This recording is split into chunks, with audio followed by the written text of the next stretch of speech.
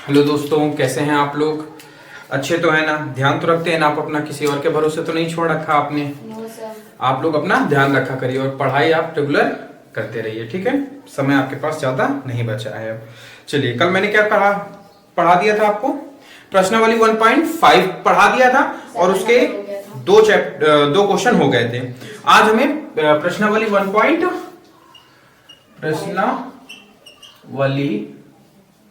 1.5 का तीसरा क्वेश्चन कराना है। देखो, अब एनसीईआरटी की एक चीज की खूबी है कि ये लैंग्वेज में इतना ज्यादा उलझा देता है कि बच्चा लैंग्वेज देख के सवाल का क्या हो जाता है, डर जाता है। और इस क्वेश्चन में कुछ नहीं है, सिर्फ लैंग्वेज इसकी 3 से 4 लाइन की दी हुई है, ठीक है? तो हम लोग इसी लैंग्वेज को समझ लेंगे और हमारा क्वेश्चन क्या हो जाएगा, आसानी से सॉल्व हो जाएगा। मैं क्वेश्चन पढ़ता हूं और आपको समझाने की कोशिश करता हूं कि आप क्वेश्चन क्या कहना चाह रहा है, ठीक है? चलो देखिए, इसमें क्वेश्चन कह रहा है आपको याद होगा कि पाई एक वृत्त की परिधि है, ठीक है?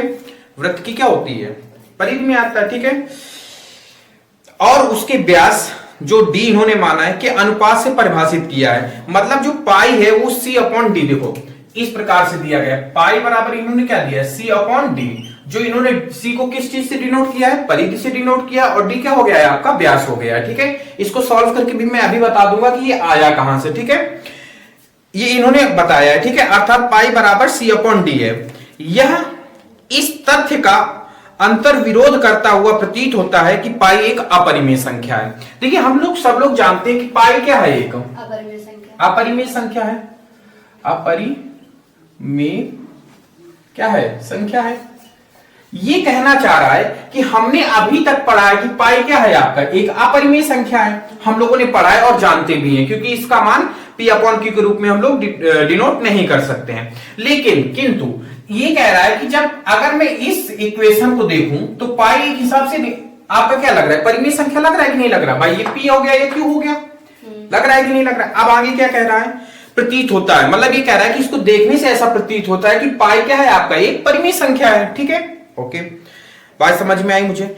इस अंतर विरोध का निराकरण आप किस प्रकार करेंगे? आपसे वो पूछ रहा है, या तो आप ये सत्य बताइए कि ये सत्य है या ये सत्य है। मतलब ये क्या है, ये एक तरीके से परिमेय संख्या को तो बता रहा है कि नहीं बता रहा है? तो वो ये आपसे ये जानना चाह रहा है, क्वेश्चन आपसे ये कह रहा है, बस क्वेश्चन को समझने की देरी है कि पाई एक अपरिमेय संख्या है या इस रूप में लिखने पे पाई एक परिमेय संख्या है। अब कुछ समझ में आया आपको? ठीक है, तो ये देखने से वाकई में लग रहा है कि हम लोगों ने पाई को अपरिमेय पढ़ा है, इससे तो लग रहा है कि परिमेय है। कुछ बड़ा सा कंफ्यूजन नहीं हो गया? तो आपसे ये जानना चाह रहा है कि पाई क्या है, एक परिमेय है या अपरिमेय, ये जानना चाह रहा है। और जानना ये चाह रहा है कि अगर ये परिमेय है तो क्यों परिमेय है, ये अपरिमेय है तो क्यों अपरिमेय है, ठीक है? अब बात समझ में आई, क्वेश्चन आपको समझ में आया? मेरे हिसाब से आप लोगों को क्वेश्चन समझ में आ गया होगा। अब आइए इसका सॉल्व करते हैं। पहले इसको देखते हैं कि क्या इसको सॉल्व करने से पाई आता है। ये वृत्त की क्या दे रहा है, ये परिधि दे रहा है, क्या दे रहा है, परिधि, और डी क्या दे रहा है, व्यास। अच्छा, वृत्त की परिधि होती क्या है, मुझे ये बताओ। वृत्त की परिधि क्या होती है? वृत्त का क्षेत्रफल क्या होता है? यहां पर क्षेत्रफल भी लिख देते हैं, एरिया। वृत्त की बात कर रहा हूं, क्षेत्रफल, ये 3 चीजें होती हैं। देखो, जो आपका व्यास होता है वो 2r होता है कि नहीं होता? एक सर्कल अगर मैं बनाऊं इस प्रकार से, तो ये इसकी रेडियस है, तो व्यास क्या हो जाएगा, ये हो जाएगा। पूरी ये क्या लेंथ है, व्यास है, ये भी r हो जाएगा, तो d बराबर क्या निकल के आ जाएगा, 2r निकल के आ जाएगा। इतना तो हम लोग जानते हैं। परिधि क्या होती है? परिधि मतलब इसकी लंबाई, वृत्त की लंबाई क्या होती है, 2πr होती है। और वृत्त का क्षेत्रफल क्या होता है, जो ये एरिया घेरता है वो क्या होता है, पाई आर स्क्वायर। इतनी चीज समझ में आ गई आपको? यहां तक बात समझ में आई कि नहीं? अब यहीं से मान उठा के हमें कहां रखना है, यहाँ पे C/D में। क्या देखते हैं, पाई आता है कि नहीं आता? पहले तो ये डिनोट करते हैं, क्या क्वेश्चन में जो सही कह रहा है कि नहीं कह रहा है कि भैया ऐसे ही बता दिया उसने कि ये इसके अनुपात में पाई होता है, बराबर पाई होता है। तो पहले इसका सत्यापन तो करते हैं। चलिए करिए। पाई C क्या है, परिधि। परिधि कितनी दी गई है, 2πr। लिखो जरा सा यहाँ पे 2πr अपॉन D क्या है, 2r। मेरे हिसाब से तो आ गया, सही कह रहा, मतलब इसमें एनसीईआरटी गलत नहीं है, हमें लग रहा था गलत है।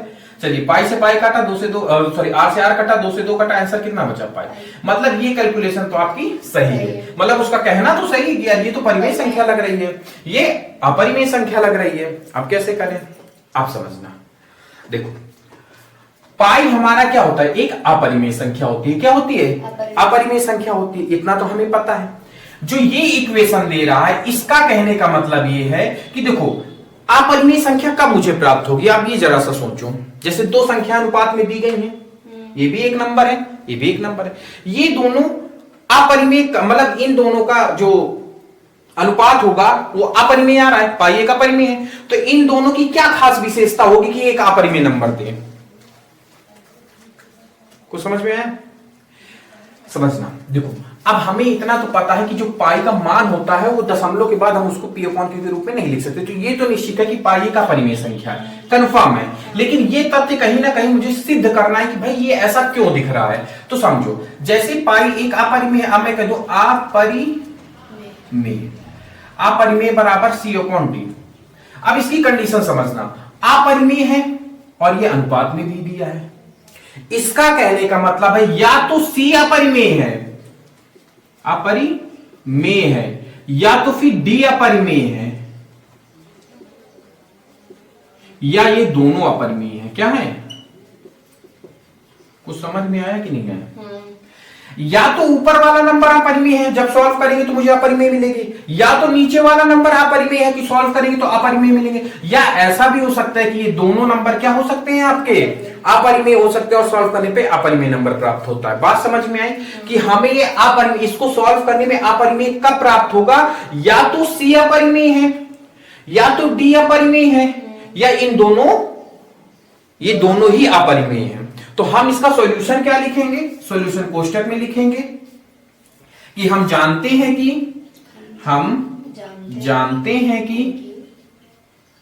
कि पाई एक अपरिमेय संख्या है, अपरिमेय संख्या है, ठीक है।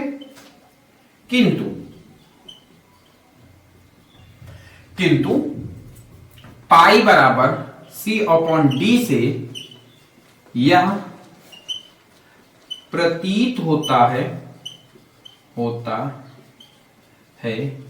कि पाई एक परिमेय संख्या है, परिमेय संख्या है। अतः परिमेय संख्या है, इतना तो हमें क्वेश्चन में ही दिया था। हम जानते हैं कि पाई एक अपरिमेय संख्या है, किंतु पाई सी अपॉन डी के रूप में प्रतीत होता है कि पाई एक परिमेय संख्या है, ठीक है। अतः पाई बराबर सी अपॉन डी में, क्योंकि मुझे तो अपरिमेय निकालना है, या तो अब यहां से आपका मेन चालू हो गया। क्या चालू हो गया? यहां से मेन, यहां से हटा दो इसको, ऐसे बिंदु डाल। अब यहां से मेन, या तो सी परिमेय है, सी अपरिमेय है, या तो सी अपरिमेय है, या सी अपरिमेय है, या डी अपरिमेय है, अथवा सी और डी दोनों ही क्या है? दोनों ही अपरिमेय है। जब ये कंडीशन फुलफिल होगी, ये वाली, आप इतना ना लिख के इतना भी लिख लोगे तो एग्जामिनर आपको नंबर दे देगा। इस इक्वेशन से हमें यही समझ में आता है कि या तो सी अपरिमेय है, या तो डी अपरिमेय है, या तो फिर ये दोनों भी क्या हो सकती हैं आपकी? अपरिमेय हो सकती हैं। तभी हमें एक अपरिमेय संख्या प्राप्त होगी, ठीक है। परिमेय संख्या क्या होगी? प्राप्त होगी, बिना किसी, अब कह दूंगा दोनों परिमेय संख्याएं हैं तो हमें फिर अपरिमेय संख्या प्राप्त नहीं होगी। लेकिन इसके अनुसार जो इस क्वेश्चन में कहा, उसने खुद कहा कि पाई बराबर सी अपॉन डी है, उसने खुद ये बात आपसे कही है कि पाई बराबर सी अपॉन डी है। तो सिद्ध करो कि पाई इन दोनों की वैल्यू क्या हो सकती है। ऊपर पूछने का मेन मकसद इसका ये है। तो इसकी वैल्यू क्या हो सकती है? तो सी अपरिमेय हो सकता है, या डी अपरिमेय हो सकता है, या इन दोनों भी अपरिमेय हो सकती हैं। तीन कंडीशन में कोई भी कंडीशन फॉलो करेगी तो हमें आंसर क्या मिलेगा? एक अपरिमेय नंबर मिलेगा। बात समझ में आई कि अभी नहीं समझ में? पक्का ना, कंफर्म? तो यहां पर आप कंक्लूजन लिख सकते हो कि रेशनल को क्या कहते हैं हिंदी में? परिमेय। इनरेशनल अपरिमेय। अगर इस प्रकार का इक्वेशन बन के आ रहा है कि ऊपर रेशनल है और नीचे इनरेशनल है, तो आंसर क्या प्राप्त होगा मुझे? इनरेशनल प्राप्त होगा। मतलब ऊपर अगर हर जो है परिमेय संख्या है, अंश अपरिमेय है, तो हमें आंसर क्या प्राप्त होगा? अपरिमेय ही प्राप्त होगा, क्योंकि हम उसको p अपॉन q के रूप में डिनोट नहीं कर सकते। या फिर ऊपर अपरिमेय है, नीचे परिमेय है, तब भी आंसर मुझे क्या प्राप्त होगा? एक अपरिमेय नंबर प्राप्त होगा। फिर इसके बाद यदि दोनों इनरेशनल नंबर हैं, दोनों अपरिमेय संख्या है, तब भी हमें क्या प्राप्त होगा? समझ में आया? तो ये आपका क्या निकल के आया? कंक्लूजन निकल के आया। यही आपका फाइनल आंसर है। समझ में आया? आई होप आपको भी ये क्वेश्चन बहुत अच्छे समझ में आया होगा। इसमें लैंग्वेज में फंसाने की कोशिश किया है, इतना सारा ना ध्यान देके, सिर्फ आप यहां से लेके यहां से ध्यान दीजिएगा। जहां से मैंने ये पूरा आपको यहां से लेके यहां तक, अगर आपने इतना भी लिख दिया तो आपको एग्जामिनर नंबर दे देगा। ठीक है, इसकी लैंग्वेज को समझना है, लैंग्वेज क्या कहना चाहता है, उस हिसाब से हमने क्वेश्चन को सॉल्व किया है। आप एक दो बार इसको और देख लीजिएगा, आपको बेहतर तरीके से समझ में आ जाएगा। इसको नोट करिए, फिर इसके बाद नेक्स्ट क्वेश्चन बताते हैं, क्वेश्चन नंबर 4। नोट कर लो इसको। चलिए दोस्तों, तो ये नोट हो गया आपका। अब इसके बाद आगे क्वेश्चन नंबर जो 4 है, उस क्वेश्चन को हम इस बोर्ड में तो नहीं बता पाएंगे, क्योंकि उसमें कोला प्रकार और उसका चांदा वगैरह इन सब का बहुत ज्यादा उपयोग है, और आपको अगर ऐसे बता भी देंगे तो समझ में नहीं आएगा। तो ऐसा करेंगे, मैं उसको बाई कागज में रिकॉर्ड करके इसी वीडियो में ऐड कर दूंगा। ठीक है, तो आप उससे देख लीजिएगा। ऑन कैमरा में बोर्ड में आपको क्वेश्चन नंबर 5वां करवाने जा रहा हूं। ठीक है, क्वेश्चन नंबर 5वां। अब 5वां पढ़ने से पहले हम लोगों को 2-3 चीजें पढ़नी है। मतलब है तो एक ही चीजें, लेकिन एक में 2 पार्ट है। हर का परिमेयकरण, परिमेयकरण। अब ये क्या होता है, इसको समझो। देखो, परिमेयकरण का मतलब होता है, अब परिमेयकरण 2 प्रकार का होता है, हर का परिमेयकरण और अंश का परिमेयकरण। ठीक है, परिमेयकरण क्या, हम दोनों प्रकार का कर सकते हैं, या तो हर का भी कर सकते हैं और अंश का भी कर सकते हैं। ठीक है, परिमेयकरण, ये परिमेयकरण होता कितने प्रकार का है, तो अंश का होता है और हर का होता है। मोस्टली इंपॉर्टेंट हमारे लिए कौन सा है, हर का, क्योंकि हम 99% केस में किसका करते हैं, हर का करते हैं। अंश का करने की मुझे जरूरत नहीं पड़ती। कभी कदार बड़े क्लासों में क्वेश्चन को सॉल्व करने में मुझे अंश का करना पड़ता है, नहीं तो अंश का नहीं करना पड़ता। ठीक है, 99.9% में भी हमारा किसमें होता है, हर का परिमेयकरण होता है। और ये परिमेयकरण भी 2 प्रकार का होता है, मतलब ये तो होता ही है, एक और 2 प्रकार का होता है, और उसको भी समझो। परिमेयकरण ये भी आपका 2 प्रकार का होता है। देखो, एक तो सिंपल, मतलब एक पद का, और ये द्विपद का, द्विपद। ठीक है, मतलब हर में आपका सिंगल पद हो तब हम कौन सा लगाते हैं, और अगर हर में 2 पद हो तब कौन सा लगाते हैं। 3 पद का परिमेयकरण नहीं होता है। ठीक है, अब देखो, एक पद में हमें इसकी वो लिखने जा रहा हूं। देखो, जब हमें हर में एक पद का परिमेयकरण करना होता है तो हम हर के पद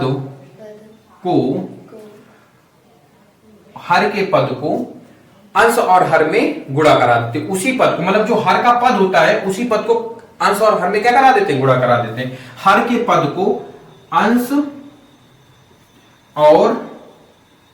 हर में क्रमशः गुणा करा देते हैं, क्रमशः गुणा करा देते हैं। लैंग्वेज है, आपको अभी बहुत कम समझ में आई होगी, मैं बताता हूं।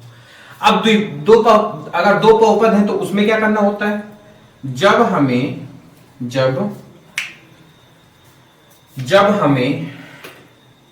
जब हमें हर में द्विपद का परिमेयकरण करना होता है तो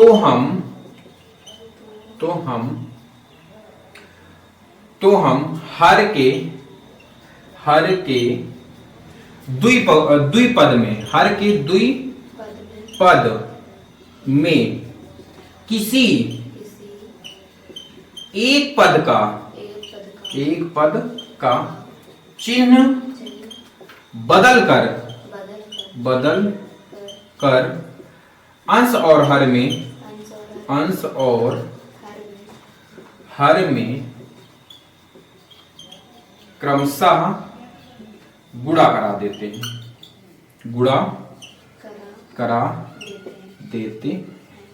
कुछ आपको समझ में आए? इतनी लंबी चौड़ी गाथा हमने लिख डाली। देखो एग्जाम्पल से समझते हैं।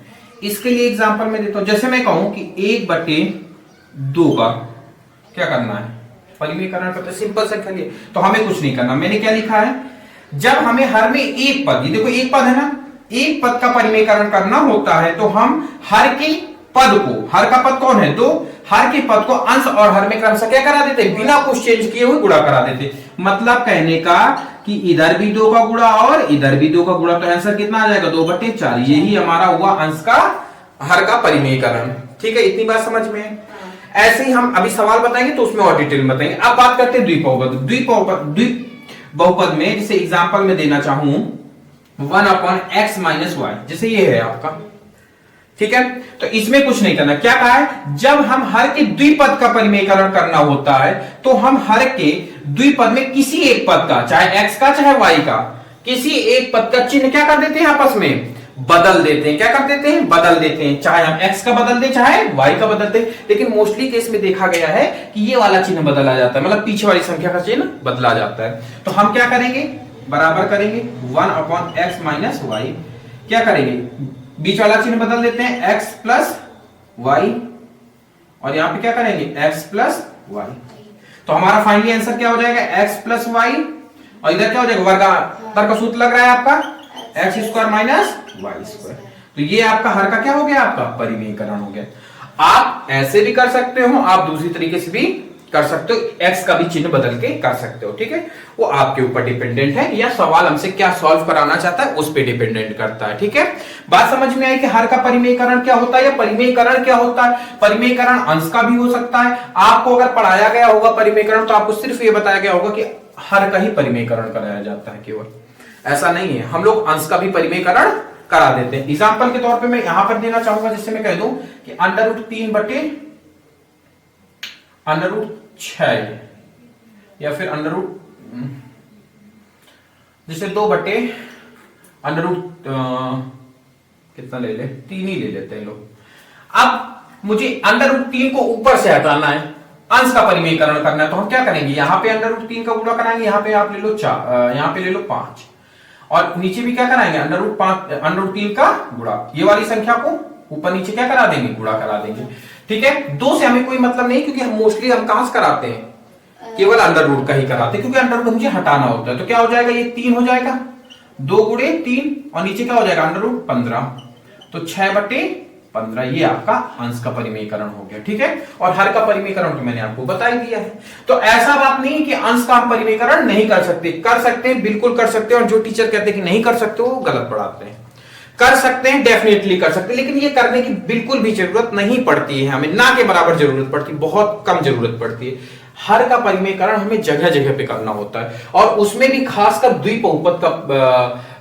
द्विबहुपद का परिमेयकरण तो हमें आना ही आना चाहिए। तो आइए, अब आपका परिमेयकरण आपको समझ में आ गया होगा कि परिमेयकरण करते कैसे। अब क्वेश्चन नंबर 5वें में 4 क्वेश्चन है, चारों क्वेश्चन का मैं परिमेयकरण करके बताता हूं। इसको नोट कर लो, इसके बाद मैं पांचवा नंबर आपको सॉल्व कराता हूं। नोट कर लो इसको। चलिए, ये नोट हो गया आपका। अब बात करते हैं क्वेश्चन की। देखो क्वेश्चन कैसे सॉल्व करते हैं, ठीक है, उनको देखेंगे थोड़ा सा। इसमें आपके मिश्रित है, एक पद के भी परिमेयकरण करने के हैं और द्विपद के भी परिमेयकरण करने के हैं। तो पहले क्वेश्चन लिखते हैं। पहला क्वेश्चन क्या, क्वेश्चन बोलो फटाफट।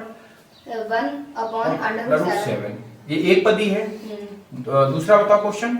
1/√7 माइनस √6 √7 -√6। हाँ, तीसरा क्वेश्चन 1/√5 प्लस √2। ठीक है। और 4 नंबर 1/√7 माइनस 2। चलिए, ये 4 क्वेश्चन है। तो पहला है एक पदी, बाकी सारे क्या हैं, 2 पदी।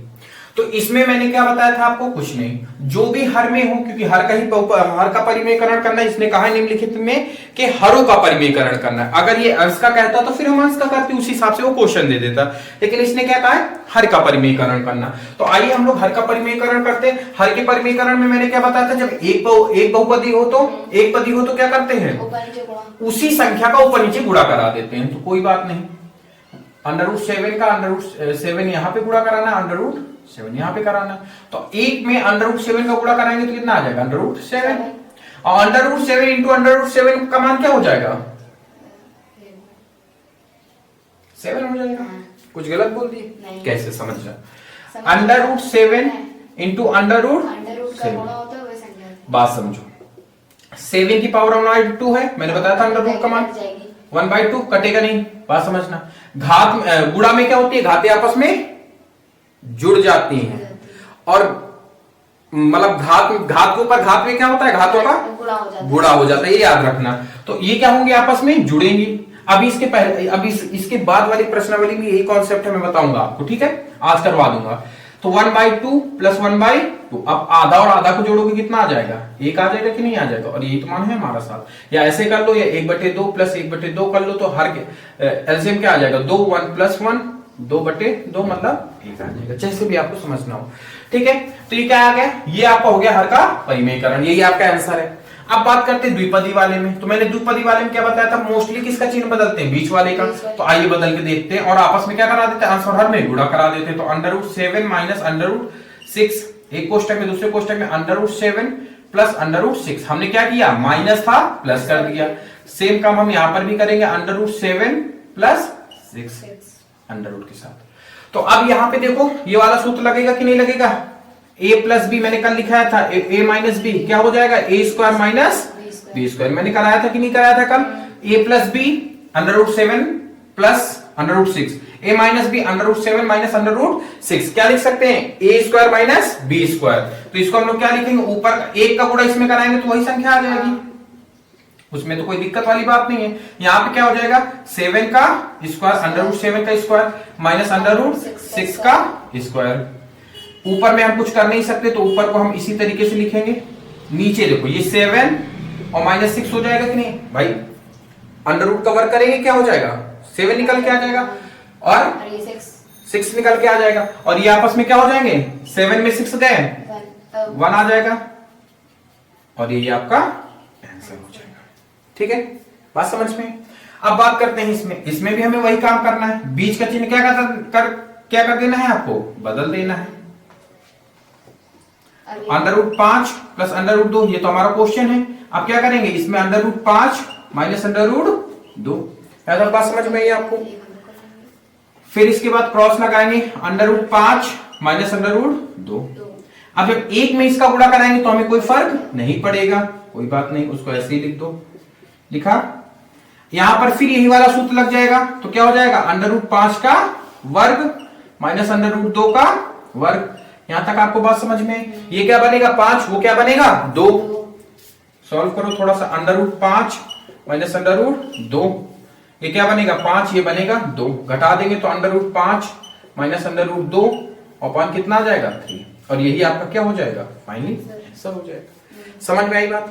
अब बात करते हैं इस वाले क्वेश्चन की। इस वाले क्वेश्चन में क्या है, चौथा नंबर क्वेश्चन में 1/√7 माइनस 2। अब बात समझना। फिर ये भी 2 पद ही है, 2 पद में क्या करते हैं, बीच का चिन्ह क्या करते हैं, आपस में बदल देते हैं। हमने बदल दिया, और दोनों पक्षों में क्या, अंश और हर में क्या करा देते हैं, गुणा करा देते हैं। ले लीजिए, हमने गुणा करा दिया। ऊपर में तो 1 का गुणा होगा, नो चेंज रहेगा, नो चेंज रखते हैं। √7 प्लस 2 हो जाएगा। यहां तक बात समझ में?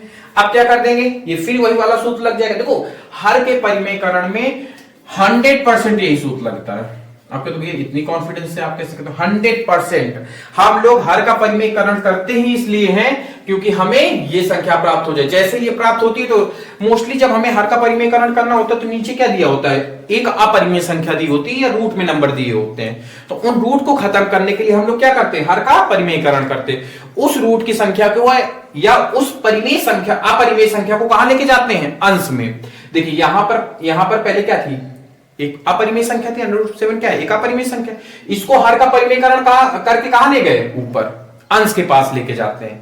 परिमेयकरण करने का अगर आपसे पूछा जाए उद्देश्य क्या होता है, तो उद्देश्य सिर्फ इतना होता है कि जो हर में आपकी अपरिमेय संख्या है उसको हटा के कहां लेके जाना है, अंश में लेके जाना है। हमने यही काम किया है। यहां पर देखिए अपरिमेय संख्या है, हर में सॉल्व करने के बाद हमारा आंसर कितना आया था, ये बटे 1 है इसके। देखिए ये क्या है आपका अंश में अपरिमेय संख्या गए, हर से हट गए। सेम काम यहां पर, इसका आंसर कितना आया, √5 माइनस √2/3। इसमें भी हम लोगों ने क्या किया, नीचे क्या था आपका, एक अपरिमेय संख्या दी हुई थी, इसको उठा के कहां ले गए, ऊपर ले गए। तो अब आपका उद्देश्य पता लगा कि हम हर का परिमेयकरण करते क्यों है, बात समझ में, इसलिए करते हैं। तो हम वही काम यहां पर भी करेंगे। यहां पर फिर यही वाला सूत्र लगेगा, तो क्या हो जाएगा, √7 का होल स्क्वायर माइनस 2 का होल स्क्वायर। तो ऊपर तो नो चेंज रहेगा, उसमें कोई चेंजेस नहीं आएंगे। इसमें क्या बनेगा, ये 7 बन जाएगा, ये 4 बन जाएगा। तो √7 प्लस 2, 7 माइनस 4 कितना हो जाएगा, 3। और यही आपका आंसर। देखिए यहां पर क्वेश्चन में क्या था, नीचे एक अपरिमेय संख्या थी, आंसर जो हमारा आया वो क्या आ गया, अंश में अपरिमेय संख्या पहुंच के हर में परिमेय संख्या हो गई। आपको समझ में आया ये क्वेश्चन, कॉन्सेप्ट समझ में आया, इसको नोट कर लो। इसके बाद जो प्रश्नावली 1.6 है आपकी, उसके मैं सूत्र लिखा देता हूं, उसको सॉल्व कल कराएंगे, ठीक है। नोट कर लो इसको, फिर इसके बाद आगे बात करते हैं। चलिए नोट हो गया आपका। अब बात करते हैं क्वेश्चन की। देखो क्वेश्चन कैसे सॉल्व करते हैं, ठीक है, उनको देखेंगे थोड़ा सा। इसमें आपके मिश्रित है, एक पद के भी परिमेयकरण करने के हैं और द्विपद के भी परिमेयकरण करने के हैं। तो पहले क्वेश्चन लिखते हैं। पहला क्वेश्चन क्या, क्वेश्चन बोलो फटाफट। 1/√7, ये एक पदी है। दूसरा बताओ क्वेश्चन। 1/√7 minus √6, √7 minus √6। हाँ, तीसरा क्वेश्चन 1/√5 प्लस √2, ठीक है। और 4 नंबर 1/√7 माइनस 2। चलिए ये 4 क्वेश्चन है। तो पहला है एक पदी, बाकी सारे क्या हैं, 2 पदी। तो इसमें मैंने क्या बताया था आपको, कुछ नहीं, जो भी हर में हो, क्योंकि हर का परिमेयकरण करना है। इसने कहा है निम्नलिखित में कि हरों का परिमेयकरण करना है। अगर ये अंश का कहता तो फिर हम अंश का करते, उस हिसाब से वो क्वेश्चन दे देता। लेकिन इसने क्या कहा है, हर का परिमेयकरण करना। तो आइए हम लोग हर का परिमेयकरण करते हैं। हर के परिमेयकरण में मैंने क्या बताया था, जब एक बहुपदी हो तो एक पदी हो तो क्या करते हैं, उसी संख्या का ऊपर नीचे गुणा करा देते हैं। तो कोई बात नहीं, √7 का √7 यहां पे गुणा कराना, √7 यहां पे कराना। तो एक में √7 का गुणा कराएंगे तो कितना आ जाएगा, √7। और √7 इंटू √7 का मान क्या हो जाएगा, 7 हो जाएगा। कुछ गलत बोल दी, कैसे समझ रहा, √7 इंटू √7, बात समझो। 7 की पावर 1/2 है, मैंने बताया था √ का मान 1/2, कटेगा नहीं, बात समझना। घात गुणा में क्या होती है, घातें आपस में जुड़ जाती हैं। और मतलब घात के ऊपर घात में क्या होता है, घातों का गुणा हो जाता है, ये याद रखना। तो ये क्या होंगे, आपस में जुड़ेंगी। अभी इसके पहले, अभी इसके बाद वाली प्रश्नावली में यही कॉन्सेप्ट है, मैं बताऊंगा आपको, ठीक है, आज करवा दूंगा। तो 1/2 प्लस 1/2, अब आधा और आधा को जोड़ोगे कितना आ जाएगा, 1 आ जाएगा कि नहीं आ जाएगा। और यही तो मान है हमारा साथ। या ऐसे कर लो, या 1/2 प्लस 1/2 कर लो, तो हर के एलसीएम क्या आ जाएगा, 2 1 प्लस 1 2/2 मतलब 1 आ जाएगा। जैसे भी आपको समझना हो, ठीक है। तो ये क्या आ गया, ये आपका हो गया हर का परिमेयकरण, यही आपका आंसर है। अब बात करते हैं द्विपदी वाले में। तो मैंने द्विपदी वाले में क्या बताया था, मोस्टली किसका चिन्ह बदलते हैं, बीच वाले का। तो आइए बदल के देखते हैं, और आपस में क्या करा देते हैं, अंश और हर में गुणा करा देते हैं। तो √7 माइनस √6, एक कोष्टक में, दूसरे कोष्टक में √7 प्लस √6। हमने क्या किया, माइनस था प्लस कर दिया। सेम काम हम यहां पर भी करेंगे, √7 प्लस 6 अंडर रूट के साथ। तो अब यहां पे देखो ये वाला सूत्र लगेगा कि नहीं लगेगा, a प्लस बी मैंने कल लिखाया था, a माइनस बी क्या हो जाएगा, a square minus B square. मैंने कराया था कि नहीं कराया था कल, a plus B under root 7 plus under root 6, a minus B under root 7 minus under root 6। क्या लिख सकते हैं, a square minus B square. तो इसको हम लोग क्या लिखेंगे, ऊपर एक का गुणा इसमें कराएंगे तो वही संख्या आ जाएगी, उसमें तो कोई दिक्कत वाली बात नहीं है। यहाँ पे क्या हो जाएगा, 7 का स्क्वायर अंडर रूट 7 का स्क्वायर माइनस अंडर रूट 6 का स्क्वायर। ऊपर में हम कुछ कर नहीं सकते तो ऊपर को हम इसी तरीके से लिखेंगे। नीचे देखो ये 7 और माइनस 6 हो जाएगा कि नहीं भाई, अंडर रूट कवर करेंगे क्या हो जाएगा, 7 निकल के आ जाएगा और 6 निकल के आ जाएगा, और ये आपस में क्या हो जाएंगे, 7 में 6 गए 1 आ जाएगा, और ये आपका आंसर हो जाएगा। ठीक है, बात समझ में। अब बात करते हैं इसमें भी हमें वही काम करना है। बीच का चिन्ह क्या कर देना है, आपको बदल देना है। Under root 5 plus under root 2, ये तो हमारा क्वेश्चन है। अब क्या करेंगे, इसमें under root 5 minus under root 2। बात समझ में आई आपको। फिर इसके बाद क्रॉस लगाएंगे, under root 5 minus under root 2। अब जब एक में इसका गुणा कराएंगे तो हमें कोई फर्क नहीं पड़ेगा, कोई बात नहीं, उसको ऐसे ही लिख दो। लिखा, यहां पर फिर यही वाला सूत्र लग जाएगा, तो क्या हो जाएगा, अंडर रूट 5 का वर्ग माइनस अंडर रूट 2 का वर्ग। यहां तक आपको बात समझ में। ये क्या बनेगा 5, वो क्या बनेगा 2। सॉल्व करो थोड़ा सा, under root 5 minus under root 2, ये क्या बनेगा 5, ये बनेगा 2। घटा देंगे तो under root 5 minus under root 2 upon कितना आ जाएगा 3, और यही आपका क्या हो जाएगा, फाइनली आंसर हो जाएगा। समझ में आई बात। अब बात करते हैं इस वाले क्वेश्चन की। इस वाले क्वेश्चन में क्या है, चौथा नंबर क्वेश्चन में 1 अपॉन अंडर रूट 7 माइनस 2। अब बात समझना, फिर ये भी दो पद ही है, दो पद में क्या करते हैं, बीच का चिन्ह क्या करते हैं, आपस में बदल देते हैं।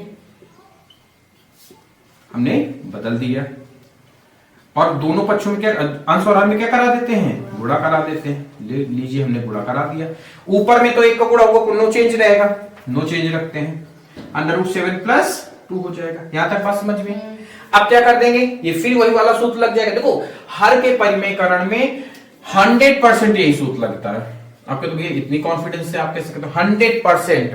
हम लोग हर का परिमेयकरण करते ही इसलिए हैं क्योंकि हमें ये संख्या प्राप्त हो जाए। जैसे ये प्राप्त होती है तो मोस्टली जब हमें हर का परिमेयकरण करना होता है तो नीचे क्या दिया होता है, एक अपरिमेय संख्या दी होती है या रूट में नंबर दिए होते हैं। तो उन रूट को खत्म करने के लिए हम लोग क्या करते हैं, हर का परिमेयकरण करते हैं। उस रूट की संख्या को या उस परिमेय संख्या अपरिमेय संख्या को कहां लेके जाते हैं, अंश में। देखिए यहां पर पहले क्या थी, एक अपरिमेय संख्या थी, अंडर रूट 7 क्या है, एक अपरिमेय संख्या। इसको हर का परिमेयकरण करके कहां ले गए, ऊपर अंश के पास लेके जाते हैं। परिमेयकरण करने का अगर आपसे पूछा जाए उद्देश्य क्या होता है, तो उद्देश्य सिर्फ इतना होता है कि जो हर में आपकी अपरिमेय संख्या है उसको हटा के कहां लेके जाना है, अंश में लेके जाना है। हमने यही काम किया है। यहां पर देखिए अपरिमेय संख्या है, हर में सॉल्व करने के बाद हमारा आंसर कितना आया था, ये बटे 1 है इसके। देखिए ये क्या है आपका अंश में अपरिमेय संख्या अगर हर से हट गए। सेम काम यहां पर, इसका आंसर कितना आया, under root 5 minus under root 2 upon 3। इसमें भी हम लोगों ने क्या किया, नीचे क्या था आपका, एक अपरिमेय संख्या दी हुई थी, इसको उठा के कहां ले गए, ऊपर ले गए। तो अब आपका उद्देश्य पता लगा कि हम हर का परिमेयकरण करते क्यों हैं, बात समझ में, इसलिए करते हैं। तो हम वही काम यहां पर भी करेंगे। यहां पर फिर यही वाला सूत्र लगेगा, तो क्या हो जाएगा, अंडर रूट 7 का होल स्क्वायर माइनस 2 का होल स्क्वायर। तो ऊपर तो नो चेंज रहेगा, उसमें कोई चेंजेस नहीं आएंगे। इसमें क्या बनेगा, ये 7 बन जाएगा, ये 4 बन जाएगा। तो अंडर रूट 7 प्लस 2, 7 माइनस 4 कितना हो जाएगा, 3, और यही आपका आंसर। देखिए यहां पर क्वेश्चन में क्या था, नीचे एक अपरिमेय संख्या थी, आंसर जो हमारा आया वो क्या आ गया, अंश में अपरिमेय संख्या पहुंच गए, हर में परिमेय संख्या हो गई। आपको समझ में आया ये क्वेश्चन, कौन सा समझ में आया, इसको नोट कर लो। इसके बाद जो प्रश्नावली 1.6 है आपकी, उसके मैं सूत्र लिखा देता हूं, उसको सॉल्व कल कराएंगे, ठीक है। नोट कर लो इसको, फिर इसके बाद आगे बात करते हैं।